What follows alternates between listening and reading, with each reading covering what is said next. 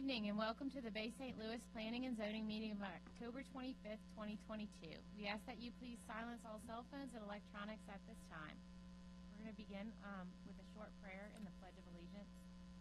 In the name of the Father, and the Son, and the Holy Spirit. Father in heaven, we invite you to preside over this meeting. Give us unity of spirit, even when our opinions differ. Help us to listen politely to other points of view and to remember that we are all a part of the same community. Direct our thoughts, words, decisions, and actions toward the right path in the best interest of the city. We ask this in your name. I pledge allegiance to the flag of the United States of America, to the republic for which it stands, one nation, under God.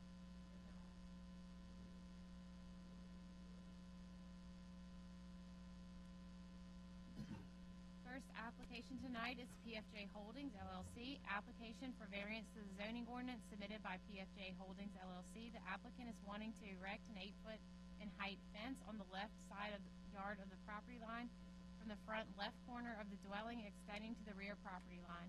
The applicant is requesting a variance of 2 feet to the fence height requirement.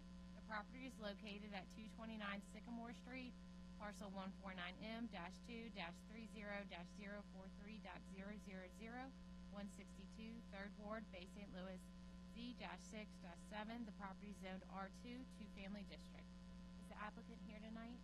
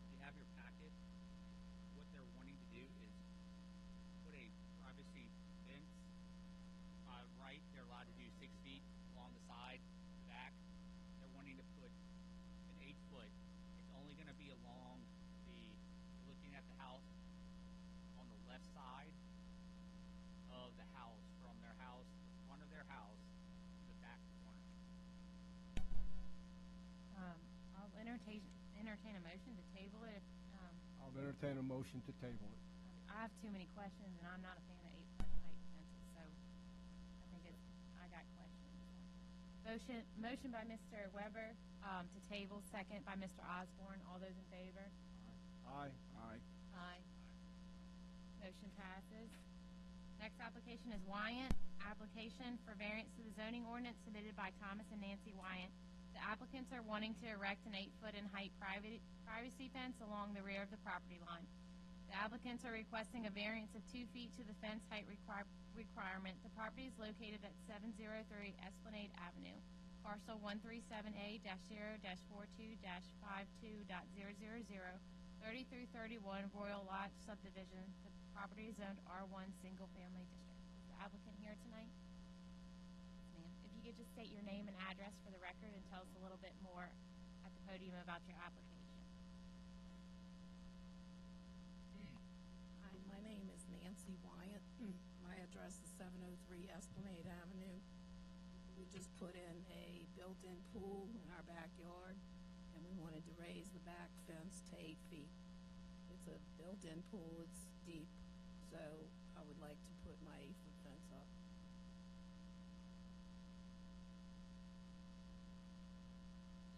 My question is, why isn't the 6-foot height? You have a beautiful fence up there right now, that white fence. Why is white fence? Yeah, that's part of your property, right? Right. Is that why is the 6-foot not enough? Well, because the people right behind us have a small child, and I'm really concerned about that because the pool is deep. So we wanted to raise that back fence to 8 feet. It needed replacing anyway. I bought the house in March of 2021, and it's starting to rot underneath by the bottom parts, so we needed to replace it. So we decided if we're replacing it, we're going to go to 8 foot. My neighbor next door has an 8 foot, so we're going to tie into that fence. The neighbors around me, I only have one. I live on Ranch and Esplanade on the corner, so I only have a neighbor to my left, and the one in the back is an older man, and he agrees with me because He of wants the the child, 8-foot fence. because of the little girl. He said it's gonna connect to another It's gonna existing connect 8-foot into my fence. neighbor to the left has an 8-foot fence across the back, so I wanna connect into her fence across the back and go across. And like I said, there's nobody else on the other side of me, I'm on a corner. Right. I thought in one of our previous meetings, we had city council address I think we do need to address that. this. I don't like It- it. I'm not a fan of Give 8-foot. them to? Yeah. Yeah. And they're gonna start popping up everywhere.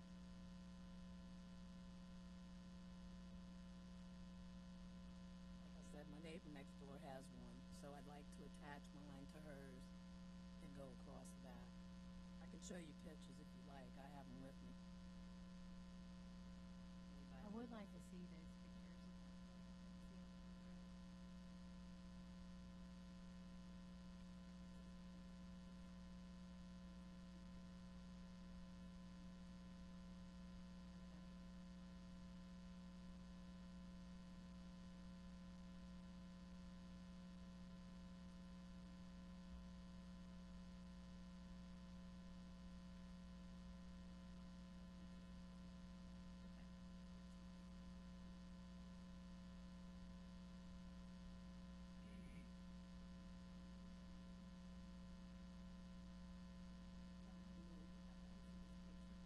Yeah, I live down the street. Yeah.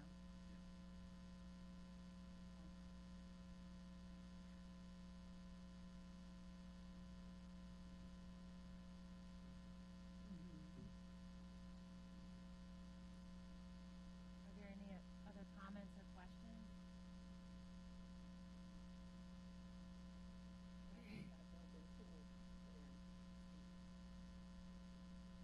Child lives in my backyard, right across that fence next door, they live in that closet. They go in the back with a lot in front of the yard, my gates are all the way around and closed, but the back fence needed repair. So we're not gonna just repair here a board, there a board, you know, we just spent $100,000 on pool. So we're wanting to replace it with 8-foot. The neighbor next door has 8-foot. I'm on a corner, there's nobody here. This is the only neighbor next door, and she's all right with it, and the man that I'm putting it in his backyard, he's okay with it. Is there anyone else in the audience for or against the application that would like to speak?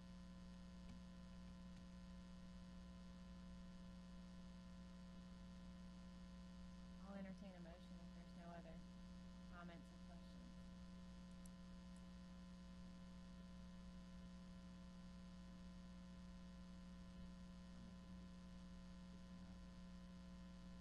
Motion to deny by Mr. Osborne. Is there a second? I'll second. Second by Mr. Weber. All those in favor?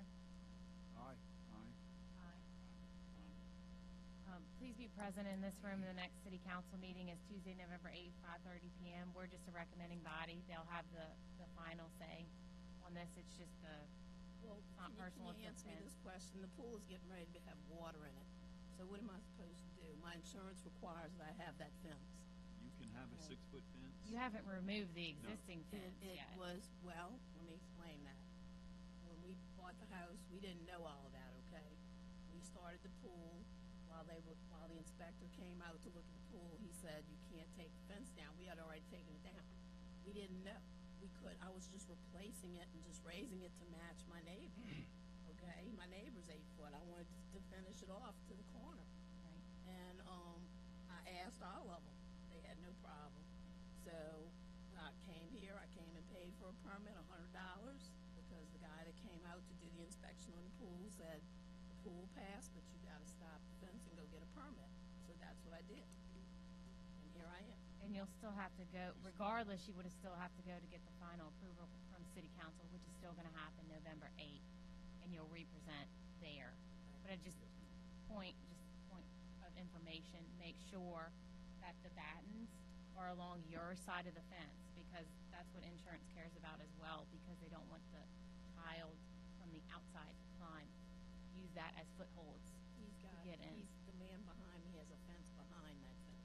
He's got a chain link fence, 4 feet. Yeah. That's what he's got. So Yeah. I can't, Yeah, concern. I have two boys.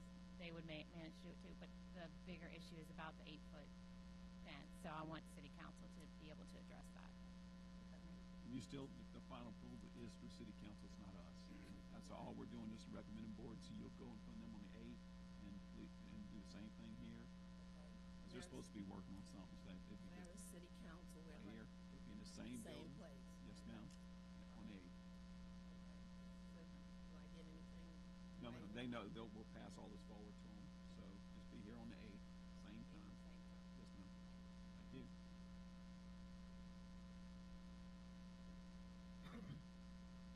Okay, our next application is going to be SIENER, application for special exception and variance to the zoning ordinance submitted by Robert SIENER. The applicant is requesting to construct an accessory dwelling in the rear yard. The applicant is requesting a special exception to allow an accessory dwelling in a 4,040 square foot variance to the 15,000 square foot lot size requirement for an accessory dwelling. This will result in the accessory dwelling being constructed on a 10,960 square foot parcel.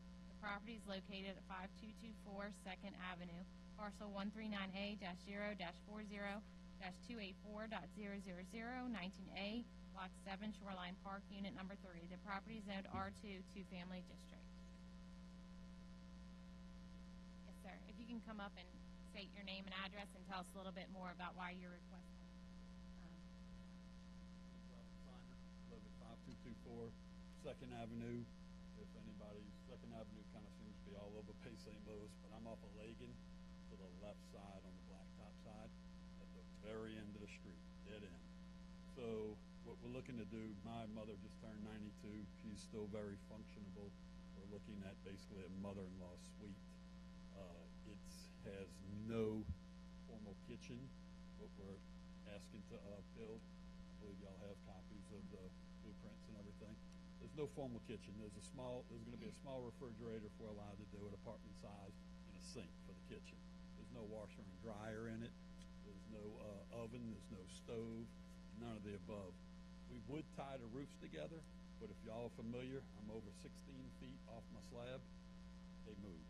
And if we tie these two dwellings with basically a breezeway roof, we're concerned with the metal roofs, the screws are going to rip and tear, and we're going to have, because we get movement, we get hurricanes. And I believe majority of my neighbors have submitted an email saying they're all good with it. My family, my wife and I, our children own the property next door, the property across the street. We're kind of secluded at the end. We're all around us. We are. And it's dead end. And the other neighbors it's a one-block street. There's only a couple residents on the whole street. And we almost have more blighted, empty flood houses than we have residents, unfortunately. So we're trying to do an improvement to the street. It's going to bring up some property value, and it's going to be very tastefully done. You can see everything's been given consideration to roof pitches to try and minimize it looking odd. We're going to match the pilings, and that's it. It's not an Airbnb. It's not a whole full-blown apartment. We're not going to have gaggles of different people in. She's 91 years old. She's in excellent health at this time for 91. She's really pretty remarkable, and that's all I'm trying to do. It's time. I got to help her. She lives in Louisiana. Her insurance is over $7,000 a year. She's on fixed Social Security. There's issues, but and that's what I'm trying to do for my mother. And that's basically it. I don't know what else we're going to do if not. So. I received several letters and emails of support that I'm going to read into the record. Hello, Jeremy. My name is Robert Elliott. I currently reside on 5172 2nd Avenue. I also recently purchased property for a possible future improvement, catty corner from 5224 2nd Avenue. I'm writing to inform my stance and understanding on the public hearing notice SIENER property at 5224 2nd Avenue. I discussed the topic of the improvement and reviewed the architectural drawings with Robert SIENER on the intended improvement request of the property. I find no ill intent in structure design, property positioning of proposed foundation, elevation, or facade exterior appearance. I believe this addition request will fit well within the architectural design of the current structure on the property and the surrounding neighborhood. Thank you. In regards, Robert Elliott. Sir, I own the property directly across from 5224 2nd Avenue, and he can build what he wants, still in SIENER. My name is Robert J. SIENER. I own the land directly next to Robert I, SIENER, on 5224 2nd Avenue. I've seen the plans for the addition being built for my grandmother, and I have no issues with it. By the time it's done, it's going to look like it was built with the original house. I think it's a great idea, and it will only bring property value up. I'm in full support of this addition. If you have any questions for me, you can call or text between noon and 5 p.m. anytime. Thanks, Robert J. SIENER. Good afternoon. My husband David and I have received the public hearing notice for Mr. Robert SIENER's application for special exception and variance to the zoning ordinance applicable to the property located at 5224 2nd Avenue, Bay St. Louis. Unfortunately, we will not be able to attend the meeting. Mr. SIENER has described and outlined his intentions to construct the structure to us, and we support his efforts. We do not object to the variance. Sincerely, Marita and David Burgess, 5200 2nd Avenue. That's just, they're a vacant lot right now, so they don't even reside there yet, but it's fine. I mean, they're good with it.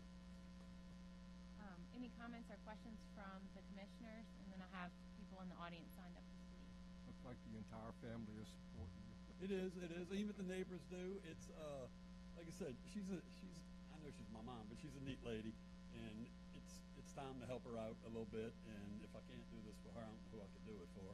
So, and like I said, I understand what's going on in Bay St. Louis. Well, out in our area, we're Bay St. Louis, let me be honest, but we're kind of not in a way.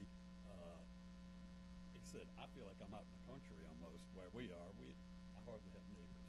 Yeah, If you can look at the aerial. I live in Ward 6 also. Yeah, you can look at the aerial and you'll see, people own property, but it's pretty So big. basically, this is a bedroom that you're adding on. The worst case scenario, you can Efficiency call it a room. master suite. It's basically a bedroom. There is, like I said, there's no washer and dryer. There's not even a 220 outlet in the whole thing. You can look on the blueprints. It's going to be a mini split air conditioned unit. It's built to actually resemble the house. It's going to be hardy. It's going to match. I don't want it ugly. I'm not going to drive up to an ugly place every day. It's my home. Thank you. Thank you. Miss Kathleen Monty. Oh.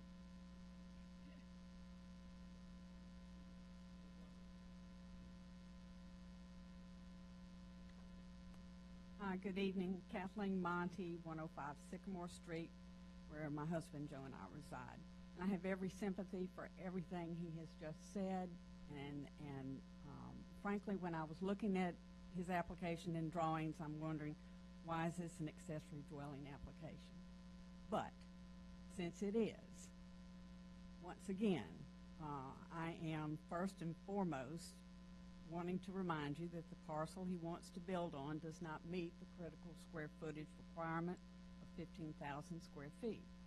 And unless this square footage requirement is met, this application should not be considered at all for an accessory dwelling special exception, because it does not meet the requirements of the zoning ordinance under section 605.3, special exceptions for R2, section 1002.6 for accessory dwelling, and section 1305.2B5, special exceptions. Secondly, and I've last month, went through the whole thing, all of those, so, Secondly, in section 13053H, variances of the zoning ordinance, it states specifically, variance is not a request to permit a use of land, building, or structure which is not permitted by right or by special exception in the district involved. This is the solid ground on which Joe and I believe that no variance to the 15,000 square foot requirement for an accessory dwelling should ever be allowed by the city. The ordinance does not allow this requirement to be changed by requesting a variance. To do so circumvents the intent of the zoning ordinance and therefore allows that privilege to all parcels in the city, regardless of the square footage. The request for a variance to reduce the square footage requirements of the special exception is simply not allowed by the language of your ordinance. We beseech you to uphold the intent and integrity of the ordinance and to protect the public welfare. Thirdly, from the drawings provided in the application, it appears, at least to me, that the square footage of the accessory dwelling is only 490 square feet under heated and cooled livable floor area. Section 401.1 6.11, minimum dwelling size required for residential uses requires a minimum of 750 feet of livable floor area. When I was looking at the Hancock County tax records, I noticed that there were two more parcels next to this that said SIENER, and so I assumed, and I guess I'm wrong, must have a son by the same name, but I assumed that these were his parcels. But obviously they are family parcels, perhaps. I've misunderstood all that. But I was hoping that he would entertain other building options that he would consider, since there is additional land, and that those other building options that he might consider would comply with the city zoning ordinance, rather than adding an accessory dwelling on an undersized lot, which is not compliant. We hope he will consider a conforming alternative.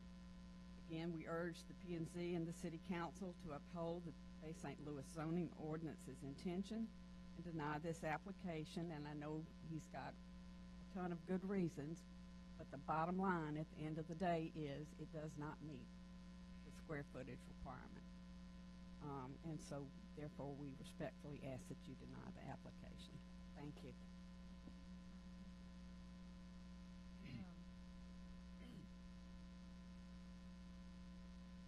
Doesn't meet the 750. Okay, so why, I have this conversation all the time. What's the magic? Because I looked at these plans too and thought, why is this being presented as an accessory dwelling?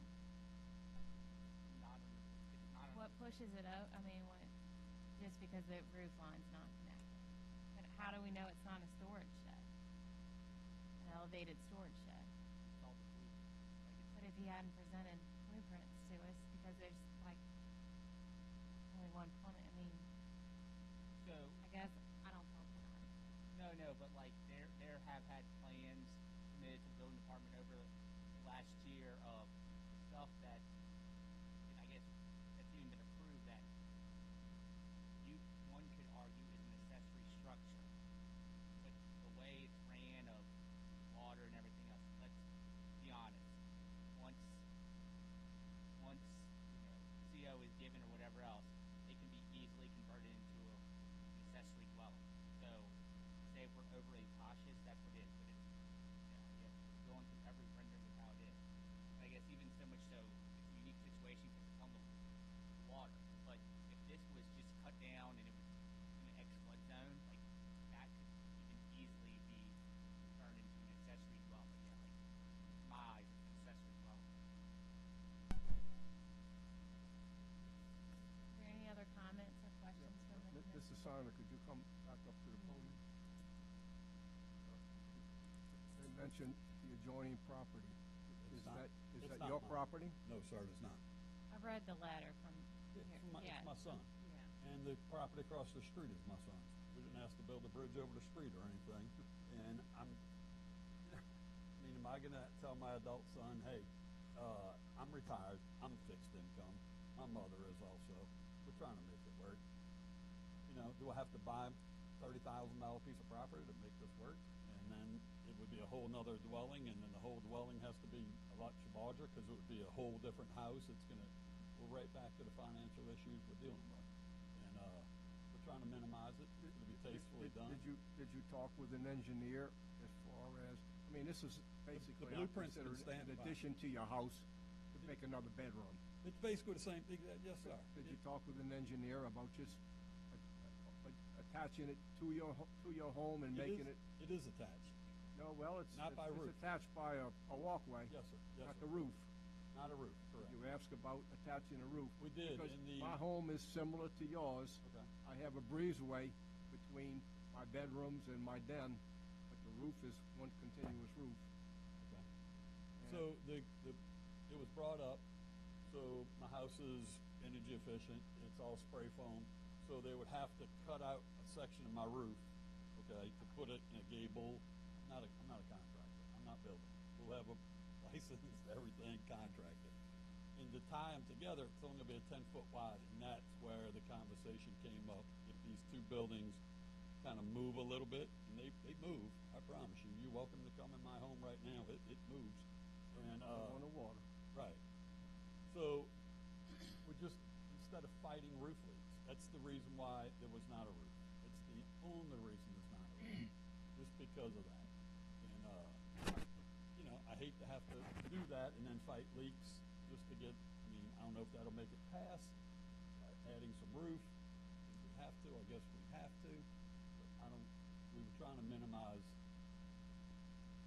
issues in the future, structural issues with roof leaks. Is it a metal roof or a shingle? Metal roofs, yes, sir. There'll be matching metal roofs. That's it. So if you imagine these structures moving with screws, I believe, as I've talked to other people, possibly gonna have issues and leaks down the road. And we were trying to avoid it, that's all. But it's, the property next door is not my property. So just about everybody, I think just about everybody on the street, for the most part, has been fine with it. So, that's all I can say. I don't know what else to say. It's not, like I said, it's not Airbnb, not asking for anything like that. It's not gonna be a storage shed, I can assure you, because, I'm sure it has to pass code and has to pass, you know, an inspector is gonna come look at the structure, and so it's not gonna be a storage shed, I can assure you that. That's all. Unless we're calling it storing a 91-year-old lady. I was just letting that. It's just, something that I think needs to be clarified in the ordinance. I don't get it. This is my first time I in get here, it. I get it. I'm not a professional at No, I this, get I don't build houses for a living. Because it's shared attic space, but maybe only- that's not enough. Yeah, I can only explain to y'all what our intentions are, and I hope I'm allowed to do it. I'll sit back there and wait to hear. Any other questions, I guess? Do you have, anyone have any more questions or comments? I'll entertain a motion. I'll pass a motion to approve the applicant. A motion to approve by Mr. Weber, is there a second? A second, by Mr. Breland, all those in favor? Aye.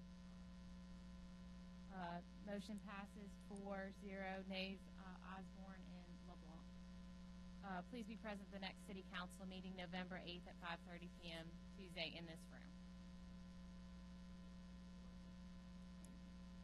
Next application is LACOSTE, application for special subdivision plat approval and variance to the zoning ordinance submitted by Rodney LACOSTE. The applicant is requesting to subdivide the parcel into two new parcels of land. Parcel 1 will need a variance of .14 feet, resulting in 99.86 feet to the lot width, and a variance of 36.90 square feet, resulting in a total of 11,963.1 square feet to the lot area. Parcel 2 will need a variance of .17 feet, resulting in 99.83 feet to the lot width, and a variance of 32.21 square feet, resulting in a total of 11,967.79 square feet to the lot area.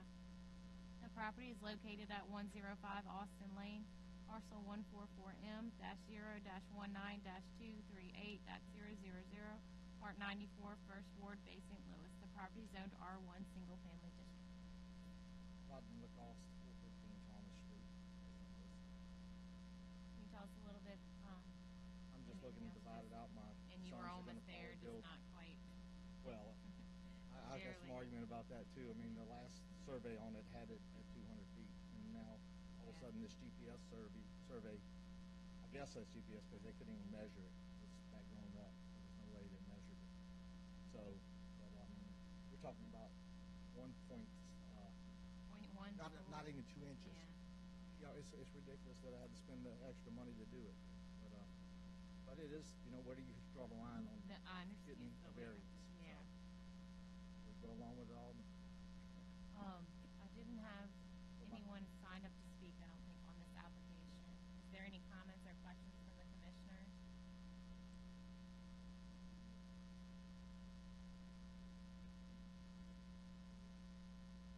I should have went back to the survey as well. I don't know how, what rules over one over the other, GPS or an old tape Nothing. measure. I mean, whatever survey we get is honored, so I don't know what the discrepancy was, but you're not the first person to talk. I'll entertain a motion if there's no other questions or comments. Motion to approve by Mr. Breland. Is I'll there second. a second by Mr. Weber? All those in favor? Aye. Motion passes unanimously. Please be present in this room Tuesday, November 8th, 5:30 p.m. for the city council meeting. Thank you, Mr. LaCoste. So I tried to call the applicant from the beginning. I don't know if y'all want to just table it or make a motion on it to the city council, yes or no. They have one person here to speak on it. On PFJ Holdings. It's just the next one. Yeah. Oh, okay. You were first on the agenda, so if you don't mind coming up and, let me read out this again so that we have it for the minutes. Yeah. Motion by Mr. Osborne to untable, second by Mr. Romano. All those in favor? Aye. Untable. Let me read out the application. Application for variance to the zoning ordinance submitted by PFJ Holdings LLC. The applicant is wanting to erect an 8-foot in height fence on the left side yard of the property line from the front left corner of the dwelling extending to the rear property line. The applicant is requesting a variance of 2 feet to the fence height requirement. The property is located at 229 Sycamore Street, parcel 149M-2-30-043.000, 162, 3rd Ward, Bay St. Louis, Z-6-7. The property is zoned R2 two-family district. You can go ahead and state your name and address for the record and tell us a little bit more about why you're asking for the variance. Sure. My name is Derek Murphy. Actually live in Long Beach, 20269 Cliff Allen Lane. And I work with the legal team. We just wanted to get the higher fence to more block the neighbor. It's not very pretty property. I guess my question driving by is why would a 6-foot fence not be We do have like that. sufficient? Added like camelback to it, so there's steps going up the back to like an apartment block. So that would help cover it. And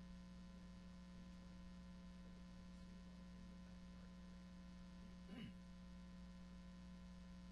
Not a big fan of 8-foot fences. I had one a little bit earlier. Are there any comments or questions from the commissioners?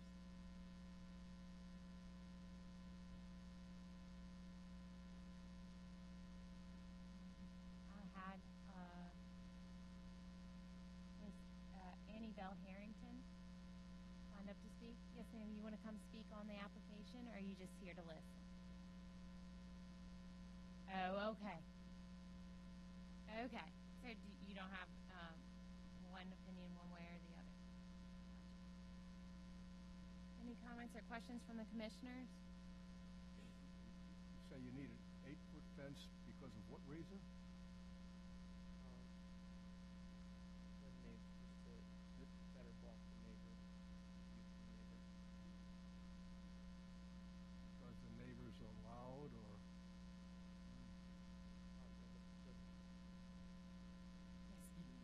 Can you, yeah, so we can hear.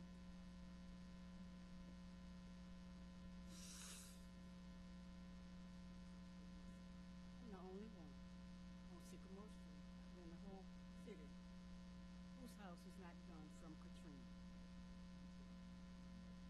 Sir? I'm sorry, my name is Annie Harrington Wilson. My property is located at 231 Sycamore Street, Bay St. Louis, but currently I'm living like a gypsy. I'm in Gulfport right now. But because of don't pay you back. The one that I was married to, I worked for Hancock Bank. They were busing us to Purvis, and he was supposed to be fixing my house. He did everything. He didn't buy the first nail. So needless to say, it's the only house in Bay St. Louis. It's probably not fixed since Hurricane Katrina. Every time I start something blocks, it comes up. So I have no problem. I understand you want to move. I do. So you're the property directly to the left of him? I am. Okay. He's 229, I'm 230. Okay, just want to make sure.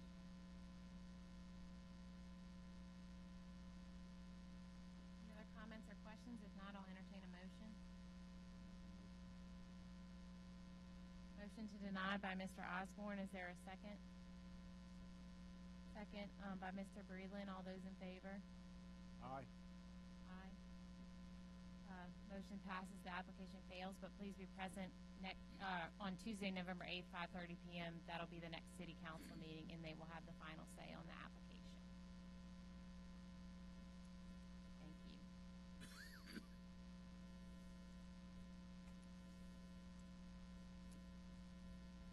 Next application is Ballay, application for special exception and variance to the zoning ordinance submitted by Benjamin Ballay. The applicant is wanting to remove the existing accessory dwelling and construct a new accessory dwelling with an attached carport in the rear of the property. The applicant is requesting a special exception to allow an accessory dwelling in a variance of 7 feet, resulting in a 1-foot setback to the side yard, as well as a variance of 5,518 square feet, resulting in 9,482 square feet, the minimum lot size for an accessory structure. The property is located at 107 Carroll Avenue, parcel 149F-0-29-091.000, First Ward, Part 315 and 318, Bay St. Louis, parcel 149F-0-29-095.000, 4 East Carroll subdivision. The property is zoned R1 Single Family District and C2 Neighborhood Commercial District. Sir, if you can state your name and address and tell us a little bit more about why you're requesting the variance. Benjamin Ballay, 107 Carroll Avenue. Should I submit up some pictures also? Sure. We can share if you just want to use someone either in or out.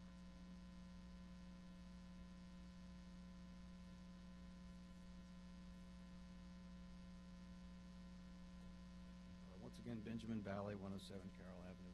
We purchased this home, or two homes, in December of last year, 2021. Speaking to the realtor and other people around, it was the hope to renovate, eventually renovate the property. The front house had a renovation. The rear home did not.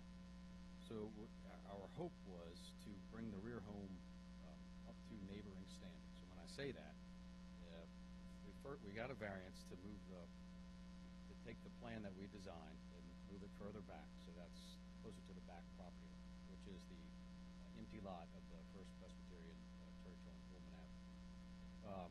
As the structure exists now, the rear of the carport and even a back room is on the property line, both the rear of the First Presbyterian Church lot and my neighbor's lot, the Kirksons. What we're proposing now is to try to bring it up to neighboring standards by reducing the living square footage of the property, raising the property, and also adding a courtyard. So we're trying to maximize the space of that lot. It's an odd lot. It was actually 3 lots at one time. I guess it was landlocked, but as it stands now, I think once you have a property next to a landlocked lot, it's technically not landlocked. I do know the front door of the rear home faces Ullman. I do know there's a shed that the only way to access the shed with any size vehicle, boat or trailer or anything is to go, it would be good to go through the parking lot, which the previous owner, I believe, did. We spoke to the church very briefly. We got a letter. They said, do not, use the back lot. That's fine. I think we used it a little bit prior to try to take garbage out of the shed and to move some stuff around, also to see if a boat would fit. So right now, our plan would be to put a fence back there to make that all one lot facing Carroll Avenue, to reduce the footprint of the rear home. In order to do that, speaking to the designer, because it's kind of a hodgepodge of slabs, we would probably have to go in there and rip out some of the concrete, put better footings in there, put 12 by 12 posts. So we would like to also keep it on that property line, or actually it's 1 foot, so the variance goes from 8 feet down to 7 feet to 1 foot. And like I said, as it stands now, it is on the property. We're trying to bring that in a foot. We're trying to take the rear home, make it smaller, make it more harmonious to the neighboring properties that also have Marciniers or mother-in-law cottages and whatnot above their garages, and also giving us more space for a courtyard whatnot. So it would also give us more off-street parking, because that pushes the house further back. It moves it further back off if you face the house, the neighbors to my left, the Fergusons. Right now, the carport and the rear structure, I think it takes up takes up 19 feet, and that would reduce it down to 9 feet of their property line. So it would reduce that. It would reduce the impact of it. Also, like I said, I've driven around the neighborhood enough to know that you can see a lot of these structures that do exist. They've been renovated. They look excellent. They match the front home. That's what we're trying to do. So what we came up with, the plan we came up with, I think it's in there, also have a set of blueprints. And the city hall has a set of blueprints as well.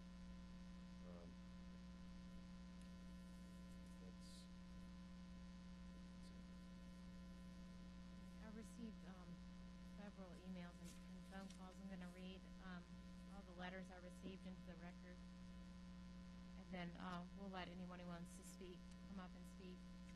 We are Bill and Carolyn Ferguson, owners of the house at 109 Carroll Avenue. We share a side property line with Mr. Ballay's property at 107 Carroll Avenue. Mr. Ballay lives in Louisiana and uses the Carroll Avenue property as a weekend home and camp. There are two other property owners who share a property line with the Ballay property. Old Town Presbyterian Church at 114 Ullman Avenue shares the rear property line and part of the side property line. The church is in opposition to these variance requests. The other property owner, Mrs. Jean McGee at 105 Carroll Avenue, is recently deceased. I am uncertain who is her heir or if that heir is aware of this public hearing that greatly affects that property. 105 Carroll Avenue shares a rear property line and a side property line with Mr. Ballay. We are in opposition to Mr. Ballay's request for 3 significant zoning variances to build a new accessory dwelling in the rear of his property. Mr. Ballay has told us he intends to build a 2-story building 1 foot from our shared property line. The plans for the dwelling are that it will cover the footprint of the current accessory dwelling and the footprint of a carport that is currently in place along our side property line. This carport was built after Hurricane Katrina. When I visited City Hall, Jeremy Burke told me that there is no building permit for the carport on file at City Hall. Also, the current accessory dwelling roof extends over our shared property line onto our side of the line. This proposed new 2-story dwelling will extend down our shared side property line the entire length of our very small backyard, 1 foot from our property line on the footprint of a structure built without a building permit and without the needed zoning variances, the roof of which already extends over our property line. Needless to say, we are alarmed at this thought. This will negatively affect our property value and quality of life to have a large structure so close to our small backyard. It is difficult to imagine that any property owner would welcome a large building placed so close to the shared property line. The variance requests of Mr. Ballay are in opposition to the stated purposes of the BSL zoning ordinances. These purposes include avoiding excessive population density, lessening congestion on the streets, preventing overcrowding of land, and conserving the value of land and buildings. There is no extraordinary need to grant variances to build an accessory dwelling on a lot that does not meet the requirements for square footage. There is no extraordinary need to reduce the required setbacks for side and rear property lines. There is certainly no extraordinary need to allow the building of a 2-story structure on a footprint of a structure that was built without a building permit, 1 foot from our property line, for a house that is used by the owner as a camp. In addition, the Ballay property does not meet the minimum requirements for off-street parking, which are that each dwelling must have designated off-street parking places 10 by 20 feet in size. This lack of parking affects all of the Ballay's neighbors on Carroll Avenue, as the Ballay family and guests park in front of many of our homes due to the number of vehicles they bring on their weekend stays in the bay. We can assume that building a larger accessory dwelling will only result in more vehicles needing to be accommodated on a property that is not large enough to hold them. In summary, the request for variances to the DSL zoning guidelines by the Ballay family will negatively impact all of their neighbors. Neighbors on Carroll Avenue and Ullman Avenue deserve to have their interests and quality of life preserved by a ruling that does not grant these numerous zoning variances. In particular, the interest of my husband and I, our property value, and our quality of life will be impacted by far the most. Please imagine yourselves as owners of our property. No one would want a 2-story building placed 1 foot from a shared property line along the entire length of their backyard. The Ballay family would not want that if we proposed to build such a structure on our side. The Ballays want a larger accessory dwelling because they do not want to house all of their children and guests in the home that fronts on Carroll Avenue where the adults stay. It is asking too much of us to accommodate a 2-story dwelling too close to our property line, as well as even more cars that will be unable to be stored at the Ballay residence. These changes are asked of us to accommodate the use of this property as a camp. We have owned our home at 109 Carroll Avenue since 1990. Prior to that, Bill's parents owned the home since 1965. We have lived peacefully with our neighbors without asking for zoning variances to accommodate our lifestyle choices at the expense of the peaceful existence of our neighbors. Please render a just decision in this matter in accordance with the current Bay St. Louis zoning ordinances. Respectfully yours, William and Carolyn Ferguson, 109 Carroll Avenue. I am not in favor of granting the variance of 7 feet that would result in a 1-foot setback to the side yard. I am completely in favor of the property owner removing the existing accessory dwelling and carport and rebuilding these structures, but within existing side setback zoning ordinances and parking requirements. Bill Hand, 106 Carroll Avenue. Old Town Presbyterian Church, 114 Ullman Avenue. Attaches Old Town Presbyterian Church, 114 Ullman Avenue, opposing letter to the Planning and Zoning Commission to grant Mr. Ballay's request at 107 Carroll Avenue. Letter from Mr. Ballay at 107 Carroll Avenue requesting servitude and other access to his property through OTPC property July 2022. 3, 4, and 5, Mr. Ballay's intended for 107 Carroll Avenue as of July 2022. 6, letter dated August 17, 2022, session denied any access to his property crossing the church property. Picture of Mr. Ballay ignoring our verbal request to wait for the session to meet on August 2022. Picture 8 and 9, or in a subsequent email. 8, church posted private property signs. Mr. Ballay still ignored. 9, a young boy man dumped wheelbarrows of dirt by the boathouse. He did not level the dirt, only piled it on the church property. Dana Nelson, Old Town Presbyterian Church. I have pictures, but I'm just going to read their letter of opposition for the sake of clarity and time. I'm Dana Nelson, an elder of the Old Town Presbyterian Church located at 114 Allman Avenue. The property owned by Mr. Ballay at 107 Carroll Avenue shares a rear property line with the church as well as part of the side property line. The Ballay family uses their home in BSL as a weekend home. Our church building and property are owned by the church members. I currently serve the church as the clerk of session and the finance chair. This gives me the authority to speak for the church members as the property owner. The church members and I are opposed to Mr. Ballay's request for the 3 zoning variances that will be needed to build a new accessory dwelling in the rear of his property.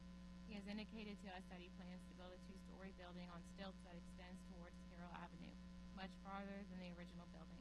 The structure will be out of character in this neighborhood as his primary dwelling is 1 story. We feel strongly that the variances for setbacks on the side and rear property lines will negatively impact our property value should we decide to sell our property. Should we decide to build on our property, we do not want a building on the Ballay property any closer to our property lines than the current BSL zoning ordinances allow. In addition, the Ballay property does not meet the requirement for off-street parking. The zoning requirements are for 2 off-street parking places per dwelling, 20 by 10 feet each, for a total of 4 off-street designated parking places required for this property. This lack of parking causes problems between the Ballay family and our church. The Ballay family and guests trespass on the church property to park many vehicles and to pull a boat through our property. The church has advised Mr. Ballay in writing that he is trespassing and does not have permission to do so. He feels that he is entitled to access his Carroll Avenue property from Ullman Avenue. By going through the church property, he wants access through our property for the construction plans he has. As noted in the preamble to the Bay St. Louis zoning ordinances, the ordinances serve many purposes. These include avoiding undue population density, reducing congestion in the streets, conserving the value of land and buildings, and preserving quality of life for property owners. These purposes are our reasons for opposing the request for zoning variances. As a church, it is our intent to avoid conflict with the neighbors. We respectfully request that the Planning and Zoning Commission and City Council make a judgment in this case in agreement with the current publicly posted zoning ordinances. We see no need for exceptions to these guidelines that preserve quality of life in Bay St. Louis for all of us. Sincerely yours, Dana Nelson, Old Town Presbyterian Church.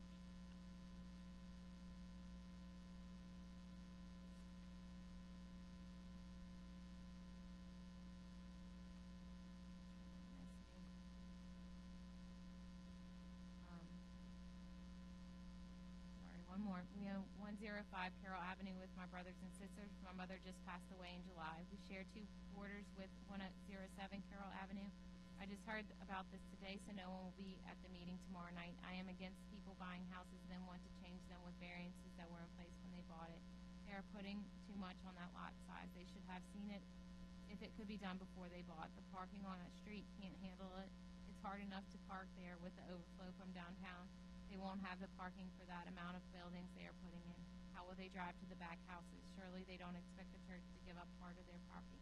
Thank you for listening. Henry C. McGee III. And the historic Historic Commissioner provided us with the plans that went, like understanding just for background information, that went through Historic. They first approved the removal of a handicap ramp in front of the house at 107.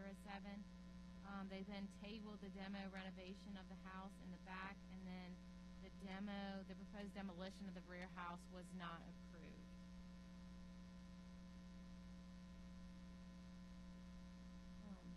Are there any comments or questions for the commissioners before I open it up to the audience? Okay. I may have missed it. Yes, Catherine Pohl. Okay. My name is Catherine Dale Pohl. I and my husband live at 112 Carroll Avenue. I am in opposition to Benjamin Bailey's application for a special exception, which would allow him to build an additional structure in an area of less than allowed square footage. 107 Carroll is across the street and to the right of my home. Section 808 of the zoning ordinance for parking requires owners to have 2 parking spaces per dwelling. I do not believe this criterion can be met, and the impact will be unpleasant for neighbors. I and at least 2 of my immediate neighbors each have 4 children. At one time, most of them were driving, yet we were careful not to overwhelm the street parking potential. In order to preserve our neighborly atmosphere, my family built a drive down the length of my house so that we could park in the rear of the property. Whenever a neighbor had a party or guest, the rest of us made sure not to park lawn equipment on the street. We moved our cars for each other, moved our own cars to a lot or beach parking to make room for guests, and always asked our guests to use our spaces or park in front of our homes, not our neighbors, as they have lives and guests of their own. Our neighbors did the same for us. Perhaps that is completely a bygone era. We didn't want to block porches, obstruct views, or inconvenience each other. We were much more likely to be on each other's porches. Now we are strategically positioning our trash cans before our children and elderly parents visit so that they will be able to park on our block. In recent months, the additional guests and beachgoers on the first block of Carroll Avenue filled the streets to the point that my driveway access was too narrow for me to comfortably use my own driveway. Because my family had no street parking, we all parked our cars in our backyard. With all of our cars there, instead of just a few that fit, we had no place to turn around before driving out. Repeatedly driving over the curb to turn around in my yard resulted in a $140 body shop repair bill. Increased need for parking has created a decrease in charm, which people are flocking you for, in quality of life. Parking is problematic already and will be intolerable if this special exception is granted. I oppose this request for a special exception and all others which impose upon the privacy and character of our Bay St. Louis homes for those of us who have built our lives here. Respectfully, Catherine Dale Pohl. I'll entertain questions or comments from the commissioners, and then I'll open it up to the audience to speak.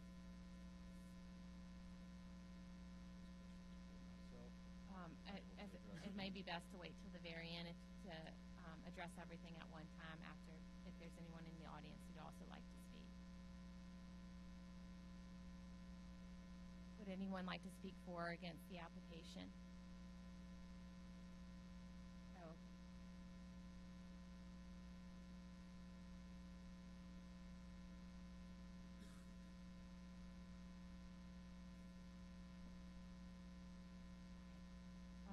First one is Carolyn Kergerson.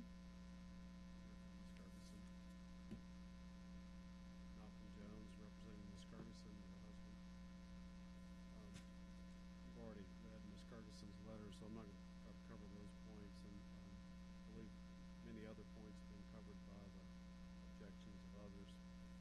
But specifically, I'd like to go ahead and point out, as you well know, that your ordinance is very clear that you cannot have an accessory dwelling unit on a lot that's less than 15,000 square feet. So this is quite a step from what they're trying to do, as you saw how much variance they're asking for. This is a self-created hardship to begin with. I mean, this is someone who is asking to just do something because they want to for convenience. There's no specific point that they've made about the type of lot or topography of the lot or any type of protected tree that's in the way or anything other than the fact that they'd like to reconstruct the accessory dwelling, which apparently the Historic Commission has said they cannot. So there's a big problem right there to begin with, because they've been denied their opportunity to demo and start again. But the biggest problem is that the building is already 1 foot off the property line in several places makes it very clear that if you're going to reduce it, you can't reduce it beyond 5 feet. So there are several places, and I won't cite you to it because I know you know your ordinances as well as I, but the main thing about it is that the accessory unit can't exceed the height of the principal building either. And that's here, and they've not even asked for a variance for that. And as you know, he said he's going to put it up on pilings. I don't believe this lot is in a flood zone that requires that. I believe he's doing it just because he wants to park possibly a boat or a car up under the structure itself. But I don't believe he has demonstrated that he has a hardship that's not self-created. In other words, can he not design this addition or possibly an addition, as you suggested to the previous applicant, to add to the house, or maybe try to go ahead and make an accessory dwelling that would be more than 5 feet off the property line, even though the requirement's 8 feet. I don't see that there's not enough space there to do it and still create the space that he needs or wants. Maybe not what he wants, but that he needs. So it just doesn't meet the criteria of the variance at all. There's no proof that other people up and down the block are all having accessory units and they're all too close to the property line. It's not offered anything to that effect, and I know you're all familiar with Carroll Avenue and the problems that exist about parking. The house itself is required to have 2 parking spaces. In addition, the accessory dwelling unit would also have to have parking spaces. It can't even meet that criteria as it exists now with the type of driveway that it has.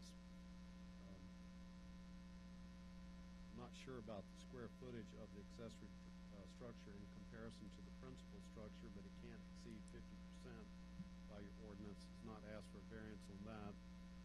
You can't exceed 50% of the side and rear yard of the property either pertaining to your ordinance. So there's practically nothing that he complies with as it pertains to this. He's asking for some extreme variances that are going to grossly affect the property next door. One of the reasons that we have side yards is not just to provide for light and air, but it's also to avoid fire hazards. And the building code itself has a requirement you've got to be at least 5 feet off the property line. If you have any sort of perforation, window, door, that sort of thing, I don't know, maybe he's going to have solid wall, but nevertheless, putting a building 1 foot off the property line where currently the building itself, the roof line actually goes over my client's property. I'd like to make that photo just part of your record.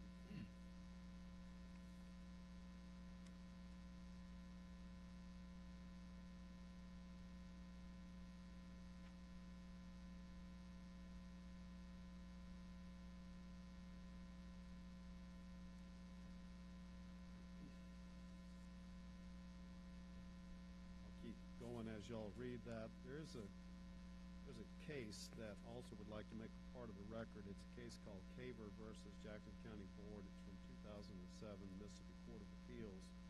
This case was a situation where a gentleman had some property and the house had burned down and he wanted to build back on the same footprint. And they said that he would have to show some special hardship. The fact that he could go ahead and modify his plans to be able to build that structure there, make it happen if he wanted to, he just didn't want to. That was not a basis for granting a variance, and the Court of Appeals so held to make that part.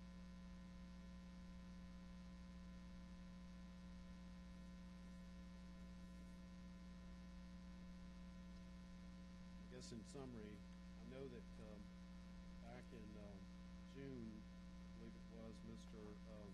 Burke, I think it was June 7th, 2022 meeting, the City Council had provided for a variance of 14 feet for a 6-yard rear setback. But that did not include dealing with the situation we're talking about now. They're expanding the variance considerably, and this is a lot more. I mean, I know it may not seem like a lot because it's towards the backyard of the property of the having a building that close to your property line really is going to be a big issue, particularly lifting it up in the air when it's not required by the flood ordinance. So we would submit that they do not meet the criteria at all under the variance. And I think in a previous application, Ms. Monty had talked about, you really can't grant a variance for this purpose anyway. It's really not allowed to grant a variance for this type of, I'm not talking about the side yard, I'm talking about allowing this accessory structure on a lot that it's not sufficient size, particularly when it's this gross a change. If you have any questions, if not, I'll stand down. Thank you, Mr. Jones. Next, I have Dana Nelson on 14 Ullman Avenue. I'm Dana Nelson with Old Town Presbyterian Church on 114 Ullman Avenue. I act as the clerk of session and finance chair at the church. And I don't want to repeat everything, but my research, what they just got to saying is mainly what I've looked into so far. But the thing is the property line, right now we're not using that property other than for special events, other than parking on Sunday in the front part of it. But on special events, we do use that entire area and on the other side of our church. And what this is going to cost, I mean, if we decide to build, right now our future plan is to get the Presbytery of Mississippi is to come in and build a facility in case of hurricanes again or something, because our spot was one of the few spots in the entire area down there that did not get one drop of water during Hurricane Katrina. We had a little bitty wetness right inside the front door, and that was it. And so that property is ideal for us as Presbytery to put in a station for in future uses when these things happen, for cleanup, to build a building, a fellowship hall building, to have kitchen. Our kitchen is not much bigger than this table right here in our church. So again, that to get it more accessible, to get people down from all over the country in order to help, get us back going again. But when we decide to start our building, we can't give access to the property from Ullman Avenue, number one, which we have been asked to do, because then that's going to interfere with any future plans that we might have. And then we can't, if they build so close to the property line, well, then that's going to give us why can't we build that close to the property line? That's another problem. When one place does it, the next place and the next place, and then you're talking about you've got a 2-foot area, a foot here and a foot here between buildings in case of a fire. What is going to happen? And it's not going to be right to allow one person to do it and not the next person. And then that's an argument that everyone at our church is that that's not going to be feasible. And again, everything that you said, and as of to date, we have cut off all, we try to turn a blind eye to some things when it comes to that property, because it is a community. We are part of the community.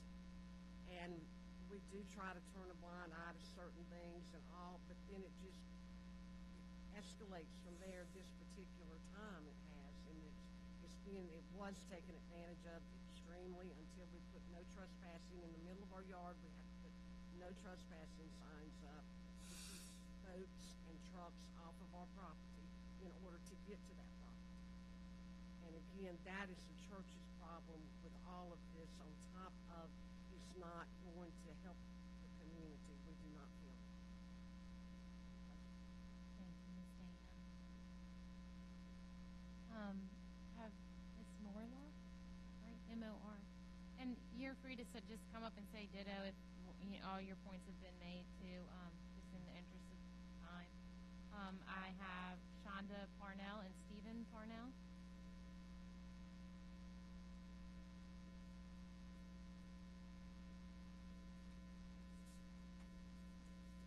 It's so hard to hear, like people are streaming, it's impossible to hear. Shonda Parnell, 114, this is the church's address on Ullman. I came to support the church and to speak that the ordinances need not to be varied. But my question is, he says that there's going to be some demolition in this, and he has not brought up how he plans to get materials that he's demolishing off of his property. And I foresee that he's probably wanting to use the church lot that's there for equipment. And I just would like an answer to that. We'll have Thank him you. answer at the end. Thank you, Ms. Parnell. Is it Sandra Power?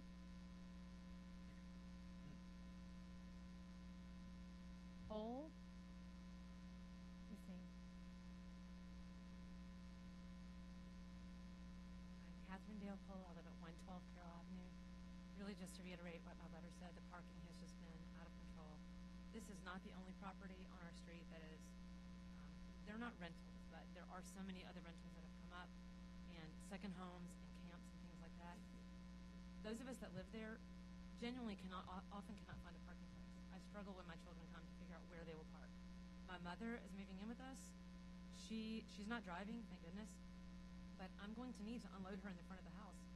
And I have 2 lots, actually, and even with 2 lots, and I don't own the street, I don't expect to always have a preferred parking place out there. But when I cannot park near my house, it's very frustrating. And to have to tell someone who's coming to visit me, hey, you know we have this big fence. Okay, if you can't find parking, I'm honestly saying this often. If you can't park in front of the house, you can circle the block. It's crazy. I have plenty of room. I should. So it's just become a huge concern, and it's become irritating to come home to my house and see what my street has become and how crowded and unfriendly it is. So I just don't want to be part of that unfriendly. I would rather it's not be an issue. That's all. Thank you, Ms. Cole. Mr. Rabelais, do you want to speak?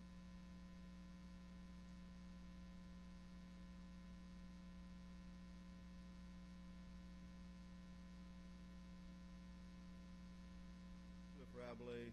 I'm here as the chairman of the Historic Commission.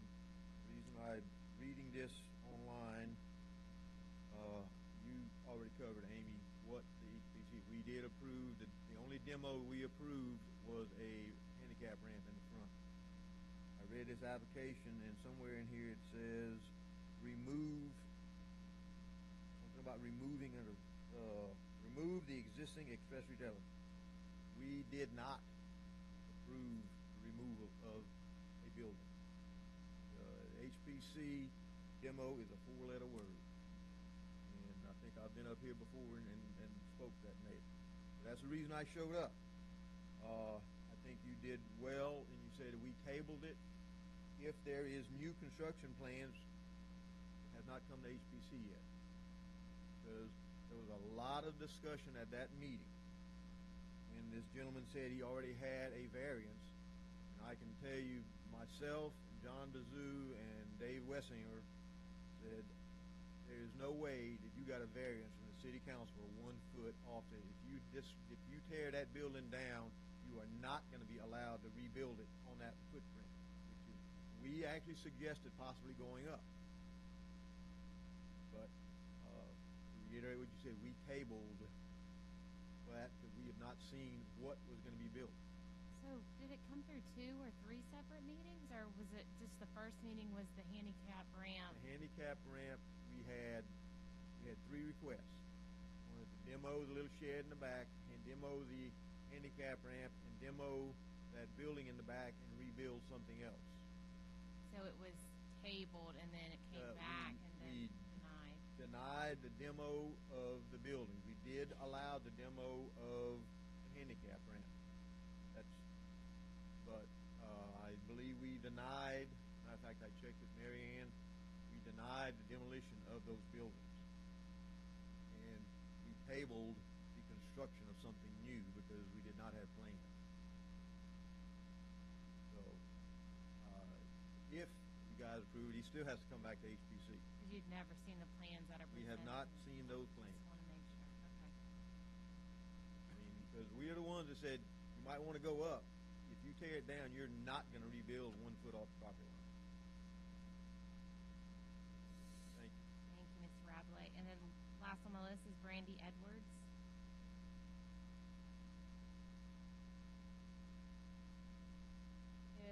there's no one else in the audience that'd like to speak, I'll let the commissioners make comments, and then, Mr. Ballay, if you want to come up and speak again. Any questions or comments from the commissioners? Mr. Ballay, do you want to come address some of those things that were brought up? Well, first of all, let me say thank you for letting me work through the process of it, because when we bought the house, we didn't think we would be faced with this much on trying to renovate or make a property look like that. So all the issues, I'll first address the fire issue. We have a 2-hour firewall. It's on the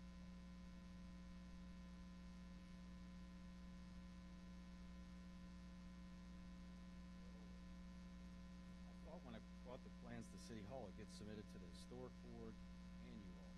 I don't know that I need to deliver these.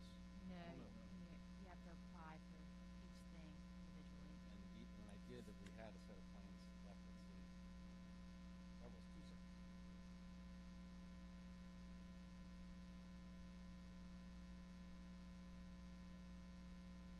So they never got delivered to the.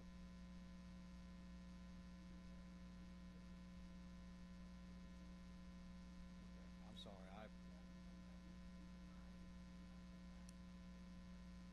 Well, initially, I don't know that anybody at the HPC looked at the plans. They actually suggested I get an architect or a draftsman to design the plan. He's also won awards from the HPC.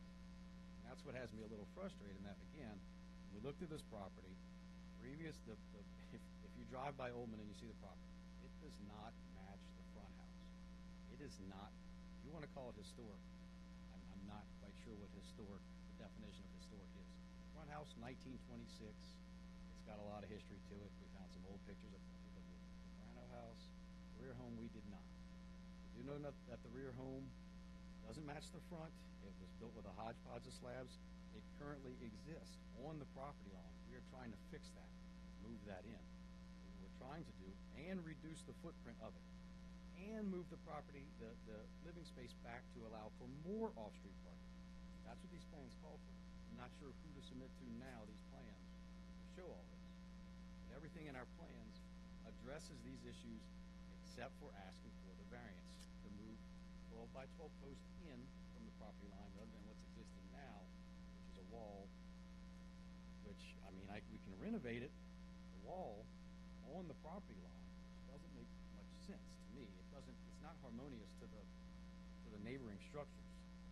It doesn't make sense. Whereas if you look at the neighboring houses on Carroll, a lot of them do have, I'm not going to go, I can knock on back doors and ask to measure the property lines. I can do that.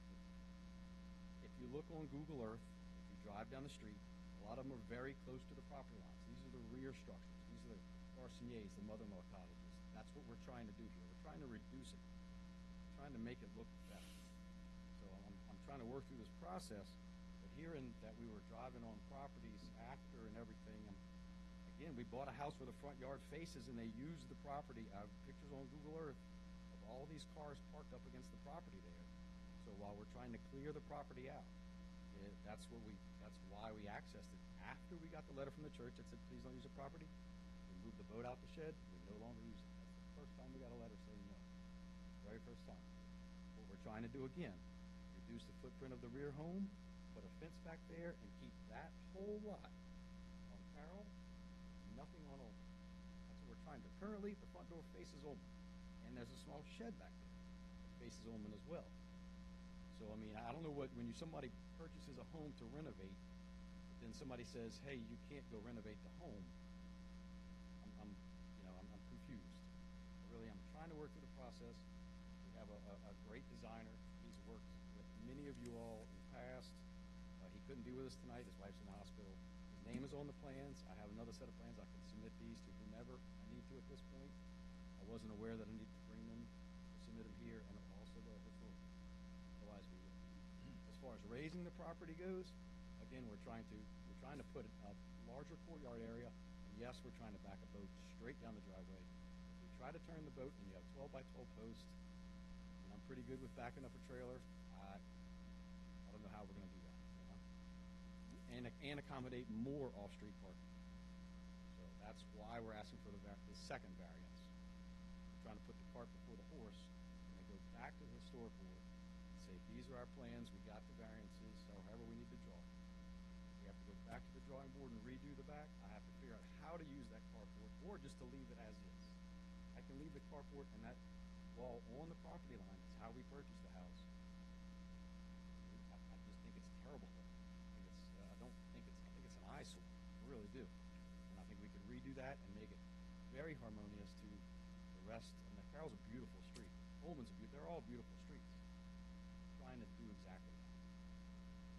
So I'm trying to think of anything else I didn't address. Firewall, process of going more off-street parking. I've been there. We have it. It's not. I don't like to call it a camp. It's my second home. We may very well move there. Move here. Sorry, we're in Bellchase right now. I do have 4 children. They do come and go with friends. They have many other friends that have houses in Waveland, Bay St. Louis, up to Jordan, past Christian. They come and go, and they see that's what kids do. As far as parking goes, I've been to the house maybe 16 times since June 1st. I have never, or my wife, have never had a problem parking a car at the house, backing the boat in, pulling the boat out. If somebody else comes, I usually tell them to park in the parking spots on Beach Boulevard. It's easier to do, less impact on the neighbors. I have neighbors that have boats that have been sitting on the street for the entire summer. No complaints here. We live in the bay. Again, I'm not sure the next step to addressing how to reduce the footprint of a rear home, move it out the way, still access it, still have a courtyard space, and make it more pleasing to anyone living around, neighbors, whatnot, and build it structurally safe. That's all I have. Any comments or questions? If not, I'll entertain a motion. Guys, I don't know if it's fair or any of it, but I guess since there was 3 requests put in one motion, so if there's obviously the side yard variance is one of them, and then the other 2 deals with the actual accessory structure.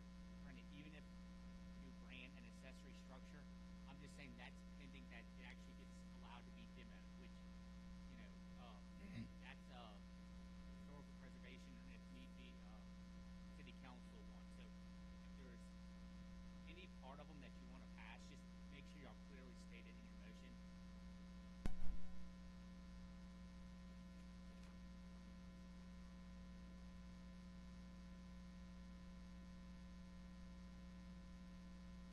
I'll entertain a motion. Make a motion to deny the application. Motion Second. to deny by Mr. Osborne, second by Mr. Weber. All those in favor? Aye. Aye. Aye. Aye. Motion passes unanimously. Application fails. Please be present Tuesday, November 8th at 5:30 p.m. for the city council meeting. Thank you. Thank you all. The final application, RAFFEO has been withdrawn. So we'll move to a motion to approve the minutes of September 27th, 2022. I'll make a motion, we accept the minutes. Motion to accept. Is there a second? Second. Second by Mr. LeBlanc. All those in favor? Aye. Aye. Last is a motion to adjourn. Make a motion to adjourn. Motion to adjourn by Mr. LeBlanc, second by Mr. Romano. All those in favor? Aye. Aye.